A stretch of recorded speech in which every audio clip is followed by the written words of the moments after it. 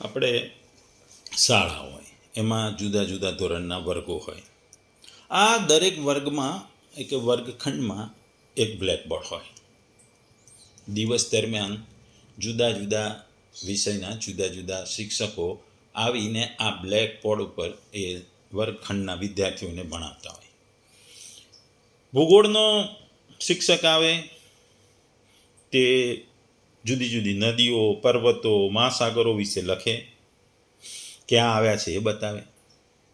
સરોવરો ક્યાં આવ્યા છે, પર્વતો કેવા છે, ક્યાં આવેલા છે, કેટલા ઊંચા છે, એવું શીખવાડીને જતા રહે. જતાં એ શીખવાડેલું બધું બ્લેકબોર્ડથી ભૂસીને જાય. પછી ગણિતનો શિક્ષક આવે. એ જુદી જુદી ગણતરીઓ, ભૌમિતિક આંકડાઓ એ બધું લખે. પીરિયડ પૂરો થાય એટલે એ પણ આ બધું શીખવાડેલું ભૂસીને જતો રહે. પછી ઇતિહાસનો આવે, પછી ભૌતિક શાસ્ત્રનો આવે, પછી ભાષાના આવે, ગુજરાતી ભાષા, હિન્દી ભાષા, અંગ્રેજીના શિક્ષકો આવે. એ શિક્ષકો પોતાના વિષયનું ડિટેલમાં સમજાવે. ગુજરાતીનો શિક્ષક ગુજરાતની કવિતા, પદ્યલેખન, કાવ્ય રચના, કવિતામાં શું કહેવા માંગે એ બધું શીખવાડે. અંગ્રેજીનો શિક્ષક અંગ્રેજી વિશે શીખવાડે, કોમ્પ્રિહેન્શન શીખવાડે, પાસ્ટ ટેન્સ, પ્રેઝન્ટ ટેન્સ એવું શીખવાડે.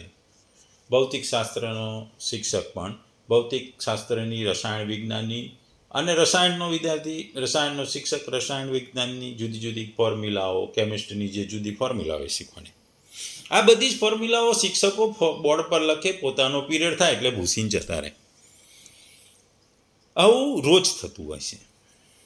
શાળા પતે, વિદ્યાર્થીઓ, શિક્ષકો જતા રહે છે. શાળા ત્યાંની ત્યાં રહે છે, વર્ગખંડ ત્યાંનો રહે છે, અને ખંડમાં રહેલું બ્લેકબોર્ડ પણ ત્યાંનું ત્યાં રહે છે. બ્લેકબોર્ડ ત્યાં ને ત્યાં રહે છે. બીજો દિવસ પડે ફરીથી આ પ્રોસેસ ચાલુ થાય, ફરીથી શાળા સમાપ્ત થાય, બધા વિદ્યાર્થીઓ, શિક્ષકો જતા રહે, પણ બ્લેકબોર્ડ જ્યાં લટકાવેલું હોય ત્યાં જ રહે. એવી જ વસ્તુને અહીં ભગવાન આપણને સમજાવી રહ્યા છે કે બ્લેકબોર્ડ હંમેશા ત્યાંનું ત્યાં રહે છે. વિદ્યાર્થીઓ બદલાય, શાળાના વિદ્યાર્થીઓ બદલાય, એક શાળામાંથી એક ધોરણમાંથી બીજા ધોરણમાં થાય, શિક્ષકો બદલાય, શિક્ષકો રિટાયર્ડ થાય, નવા શિક્ષકો આવે, પ્રિન્સિપાલો બદલાય, પણ બ્લેકબોર્ડ હંમેશા ત્યાંનું ત્યાં જ રહે છે. એવી જ રીતે ભગવાન આ શ્લોકમાં એક વ્યક્તિની વાત કરે છે કે જે બધું નષ્ટ થવા છતાં પણ તેનો ત્યાં જ રહે છે. એ વાતને ભગવાન આ શ્લોકમાં સમજાવી રહ્યા છે. ભગવદ્ ગીતા અધ્યાય 8મો અને ભગવદ્ ગીતાના અધ્યાયનો 8માનો શ્લોક 20મો. પરઃ તસ્માત તુ ભાવ અન્ય અવ્યક્ત અવ્યક્તાત સનાતન યસ સર્વેષુ ભૂતેષુ નશ્યત્સુ ન વિનશ્યતિ. જો આ શ્લોકને આપણે ગુજરાતીમાં જોઈએ તો આ સિવાય એક અન્ય અવ્યક્ત પ્રકૃતિ છે જે શાશ્વત છે, અને આ વ્યક્ત તથા અવ્યક્ત પદાર્થથી પર છે, જે સર્વોપરી છે, કદાપી નષ્ટ ન થનારી છે. જ્યારે આ જગતમાં બધું જ નાશ પામે છે ત્યારે પણ તે ભાગ એમનો એમ રહે છે. જો બીજા શબ્દમાં ગુજરાતીમાં આ શ્લોકને કહીએ તો, પરંતુ એ અવ્યક્ત કરતાંય સાવ એવો અન્ય એટલે કે વિલક્ષણ જે સનાતન અવ્યક્ત ભાવ છે. એ પરમ દિવ્ય પુરુષ સઘળા જીવોના નષ્ટ થવા છતાંય નાશ પામતો નથી. એટલે આ શ્લોકમાં જે બ્રહ્માની રાત્રિના આરંભમાં જે અવ્યક્તમાં બધા જ ભૂતો લીન થાય છે, અને દિવસનો આરંભ થતાં જે અવ્યક્તમાંથી બધા ભૂતો ઉત્પન્ન થાય છે, તે અવ્યક્ત સર્વશ્રેષ્ઠ છે એવું આગલા શ્લોકોમાં કહ્યું. પછી તેનાથી વધારે બીજું કયું એ વસ્તુને અહીં ભગવાન સમજાવી રહ્યા છે. અહીં મુખ્યત્વે વસ્તુ ભગવાન કહે છે કે જે પરમાત્મા છે એ હંમેશ હોય છે, એ સનાતન હોય છે. એ એવી પ્રકૃતિ છે કે જે અવ્યક્ત પ્રકૃતિ છે, તે સર્વોચ્ચ છે, તે શાશ્વત છે, તે ઇન્દ્રિયોને પાર છે, જ્યારે તમામ જીવો નાશ પામે છે ત્યારે તે પોતાનું અસ્તિત્વ ટકાવી રાખે છે અને અસ્તિત્વમાં હોય છે. સામાન્ય રીતે જો માણસો અને પરમાત્માના જો ડિફરન્સ જોઈએ, એમના વચ્ચે શું ફેર છે, તો માણસો માયાને આધીન હોય છે, પરમાત્મા માયાના ભગવાન હોય છે. માણસો થોડા અલગ સ્વરૂપ હોય છે, જ્યારે પરમાત્મા કોસ્મિક ઇન્ટેલિજન્સ, સર્વવ્યાપ અને સર્વટકાઉ હોય છે. માણસો દ્રશ્ય ઇન્દ્રિયો માટે દ્રશ્યમાન છે, જ્યારે પરમાત્મા દ્વિક અને સાક્ષી છે. માણસો શરૂઆત કરે છે, જ્યારે પરમાત્મા કોઈ શરૂઆત કે કોઈ અંત હોતો નથી. માણસો મૃત્યુને આધીન હોય છે, જ્યારે પરમાત્મા અવિનાશી છે. આ 5 મુખ્ય તફાવતો માણસ અને પરમાત્માના છે. અહીં એ જ વસ્તુની વાત કરવામાં આવી છે કે બ્રહ્માથી માંડી બ્રહ્માના દિવસ અને રાત્રિમાં ઉત્પન્ન અને વિલીન થનારા પોતપોતાના મન, ઇન્દ્રિયો, શરીર, ભોગ વસ્તુ અને વાસ સ્થાનો સહિત જેટલા પણ જે ચરાચર પ્રાણીઓ છે એ બધા અહીં બધા ભૂતોમાં લક્ષિત છે. મહાપ્રલયના સમયે આ સ્થૂળ અને સૂક્ષ્મ શરીરથી રહિત થઈ જેઓ આ અવ્યાકૃત માયા નામની મૂળ પ્રક્રિયાઓમાં લીન થઈ જાય છે, એ જ એમનો નાશ છે. તે સમયે પણ સનાતન અવ્યક્ત પરમ દિવ્ય પુરુષ પરમેશ્વર કે પરમાત્મા જે આ પ્રકૃતિના અધિષ્ઠાતા છે, તેમની સાથે તે બધા જીવોને પોતાનામાં લીન કરી પોતાના મહિમામાં સ્થિત રહે છે. આ જ એમનું બધા જ ભૂતોના નષ્ટ થયા પછી પણ નષ્ટ ન થવું એવું કહેવાનો અર્થ છે. અહીં પરમાત્માની વાત કરવામાં આવી છે. સામાન્ય રીતે આપણે જોતા હોય છે કે 2 પ્રકારના તત્વો હોય છે, એક પરા હોય છે અને એક અપરા હોય છે. પરા તત્વ અપરિવર્તનશીલ એટલે કે સ્થાયી છે, જ્યારે અપરા એ પરિવર્તનશીલ અને અસ્થાયી તત્વ છે. પરામાં ક્યારેય પરિવર્તન થતું જ નથી અને અપરામાં નિરંતર પરિવર્તન થતું રહે છે.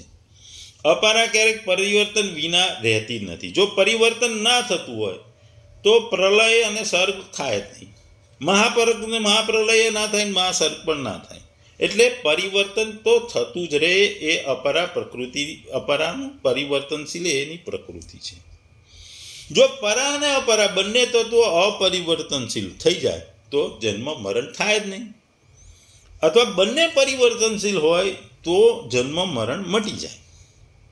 પરંતુ સ્વયં અપરિવર્તનશીલ હોવા છતાં પણ જીવે પરાએ પરિવર્તનશીલ અપરા સાથે સંબંધ જોડી દીધો છે, જેને કારણે જન્મ મરણમાં ચક્કરમાં પડી ગયો છે. જગત સાથે પોતાનો સંબંધ જોડીને તે પણ જગત થઈ ગયો છે. સામાન્ય રીતે જો ગાડી ચાલતી હોય, આપણે જોતા હોય છે ટ્રેન ચાલતી હોય છે, લોકો એની જોડે ચાલવા માંડે છે. એ જ રીતે પરિવર્તનશીલ સંસારને પકડીને જીવ પણ પરિવર્તનશીલ બની ગયો છે.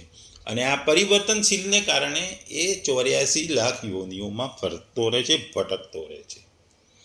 પરંતુ પરમાત્માને પર અથવા અત્યંત શ્રેષ્ઠ કહેવાનું મતલબ એ છે કે બ્રહ્માજીના સૂક્ષ્મ શરીરની પણ શ્રેષ્ઠ મૂળ પ્રકૃતિ કારણ શરીર છે અને મૂળ પ્રકૃતિ પણ શ્રેષ્ઠ પરમાત્મા છે. ટૂંકમાં અહીં પરમાત્માની વાત કરવામાં આવી છે.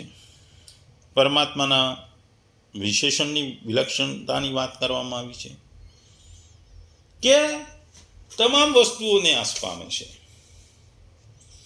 પરંતુ એ વસ્તુ છે જે અવ્યક્ત છે, જે સનાતન છે, એ બધા પ્રાણીઓ નાશ પામે છે છતાંય નાશ થતો નથી. એ જીવત રહે છે, એ ત્યાં અસ્તિત્વમાં રહે છે. ઘણા લોકો આ વસ્તુને આધ્યાત્મિક જગત કહે છે. આધ્યાત્મિક જગત એ હંમેશા જીવતું રહે છે, એ હંમેશા શાશ્વત છે, એ હંમેશા સનાતન છે એવું કહેવામાં આવ્યું છે. બીજા શબ્દોમાં ઘણા લોકો આ શ્લોકને જ્ઞાન અને અજ્ઞાનતાની સાથે કમ્પેર કરે છે. જ્ઞાનનો કોઈ દિવસ વિનાશ થતો નથી. જ્ઞાન હંમેશા એવું ને એવું જ રહે છે, જે છે એ જ રહે છે. પણ અજ્ઞાનતાનો નાશ થાય છે. જ્ઞાનથી તમે અજ્ઞાનતાનો નાશ કરી શકો છો. અજ્ઞાનતા હંમેશા નાશ પામે છે. એટલે ઘણા લોકો આ શ્લોકમાં જે પરમાત્મા છે એની જે પરમાત્મા જે શાશ્વત છે, સનાતન છે, એને જ્ઞાન અજ્ઞાનતા સાથે અને ઘણા લોકો અને સાચા જૂઠા, ધર્મ અધર્મ સાથે પણ કમ્પેર કરે છે. પણ મૂળ વસ્તુ આ શ્લોકનો ભાવ જે છે કે બ્રહ્માનો પણ નાશ થાય છે, પણ એવું એક તત્વ છે જે બધું જ નાશ થયા છતાં પણ એ જીવિત રહે છે. એ પરમેશ્વર લોકો કહે છે, જેને પરમાત્મા પણ કહે છે, જે બ્રહ્મ પણ કહેવાય છે, અને એ અવ્યક્ત છે છતાં પણ એ જીવિત રહે છે. સામાન્ય રીતે આપણે જોતા હોય છે કે કોઈ પણ રોડ હોય, રોડ હંમેશા હોય છે, એમાં જાત જાતના લોકો જતા હોય, એમાં કોઈ 2 વ્હીલરથી જતું હોય, કોઈ ચાર પૈડાવાળી ગાડી વસ્તુ લઈને જતું હોય, કે બસ જતી હોય, ટ્રક જતી હોય, કોઈ ચાલતું જતું હોય કે બળદગાડા જતા હોય. દિવસ દરમિયાન લાખો લોકો રોડ પરથી પસાર થાય. દરેક વ્યક્તિ એક સ્થળથી બીજા સ્થળે જાય છે. રસ્તા ઉપરથી લાખો લોકો સવાર થાય કે રાત થાય, પણ લોકો એ પોતાના સ્થળે પહોંચી જાય છે, પોતાના સ્થળેથી બીજા સ્થળે પહોંચી જાય છે, પણ રસ્તો એવો ને એવો ત્યાં ને ત્યાં જ રહે છે. રસ્તો બદલાતો નથી, પણ એના ઉપર જનારા લોકો બદલાયા કરે છે, રોજ બદલાય છે, વેહિકલે બદલાય છે, માણસો પણ બદલાય છે. એ જ વસ્તુ અહીં કીધી છે કે સગળા પ્રાણીઓ નષ્ટ થાય છે, સગળા શરીરો પણ નાશ થાય છે, પણ જે પરમ તત્વ છે, જે પરમાત્મા તત્વ છે, એનો કદી અભાવ થતો નથી. એ પરમાત્માનું અવ્યક્ત સ્વરૂપ છે. અહીં ન વિનશ્યતિ કહેવાનો મતલબ એ છે કે સંસારના કાર્યરૂપે અનેક જાતના પરિવર્તનો થવા છતાં પણ એ પરમાત્મા તત્વ જેમ છે તેમ જ રહે છે, અપરિવર્તનશીલ રહે છે. એમાં કિંચિત માત્ર કે જરા પણ પરિવર્તન થતું નથી. અહીં ભગવાને યશ સર્વેષુ ભૂતેષુ નશ્યત્સુ ન વિનશ્યતિ કીધું છે. આપણે જોયું કે બ્રહ્માજીના સૂક્ષ્મ શરીરથી પર 2 તત્વો છે, મૂળ પ્રકૃતિ અને પરમાત્મા.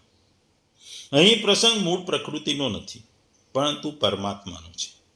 આથી આ શ્લોકમાં પરમાત્માને જ પર અને શ્રેષ્ઠ કહેવામાં આવ્યા છે, જે સગળા પ્રાણીઓના નષ્ટ થવા છતાં પણ નષ્ટ થતા નથી.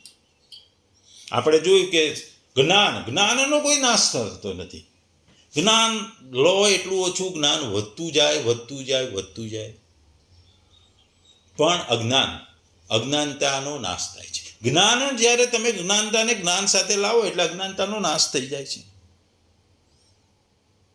એ જ વસ્તુ છે કે ભાઈ એક વસ્તુનો નાશ થઈ જાય છે, પણ એક વસ્તુ જ્ઞાન છે એનું એ જ કાયમ રહે છે, કે ભાઈ હંમેશા રહે છે. જ્ઞાન હંમેશા રહે છે, અજ્ઞાનતા આવે પછી એનો નાશ થઈ જાય. આ જ વસ્તુ જે જ્ઞાન છે, જે પરમાત્મા છે, જે પરમેશ્વર છે, જે ઈશ્વર છે, એને ઘણા લોકો આધ્યાત્મિકના સાથે સંબોધે છે. આધ્યાત્મિક માર્ગે આપણે જવાની ગીતામાં આધ્યાત્મિક માર્ગે કહ્યું છે, અને ખાસ કરીને હિન્દુ ધર્મમાં આપણે મોક્ષની વાત કરીએ છીએ. મોક્ષની વાત એટલે કે જે આપણે મોક્ષ પ્રાપ્ત કરીએ, એટલે કે આપણે પરમાત્મામાં વિલીન થઈ જઈએ છીએ. જે 84 લાખ યોનિઓના જે ચક્કરમાંથી આપણે બહાર આવી જઈએ છીએ. આ 84 લાખ યોનિઓમાંથી ચક્કરમાંથી બહાર આવીએ ને આપણે પરમાત્મામાં વિલીન થઈ જઈએ છીએ, એટલે આપણે ફરી જન્મ લેવા પડતા નથી, જન્મ મરણમાંથી બહાર નીકળી જઈએ છીએ. એ જ આધ્યાત્મિકમાં એ જ પરમાત્મા છે, કારણ કે આપણે પરમાત્મામાં મળીએ છીએ. આત્માનો પરમાત્માનું મિલન થાય છે. આપણા આત્માનું જ્યારે મોક્ષ મળે છે ત્યારે પરમાત્મા સાથે મિલન થાય છે, અને પરમાત્મા સાથે મિલન થાય એટલે આપણે શાશ્વત થઈ જાય છે, અપરિવર્તનશીલ થઈ જાય છે અને સનાતન થઈ જઈએ છીએ. પરંતુ જે લોકો પ્રલય જે બી થાય ત્યારે નાશ પામે છે, એ ફરી જન્મે છે, કારણ કે એ લોકોનો મોક્ષ થતો નથી. એ જન્મોત્તર મરણના બંધનમાં ફરતા રહે છે. અહીં ભગવાન ખાસ કરીને એ જ કહે છે કે દરેક વસ્તુનો નાશ થાય છે, પણ પરમાત્માનો નાશ થતો નથી, જે અમર છે, જે શાશ્વત છે, અપરિવર્તનશીલ છે અને સનાતન છે.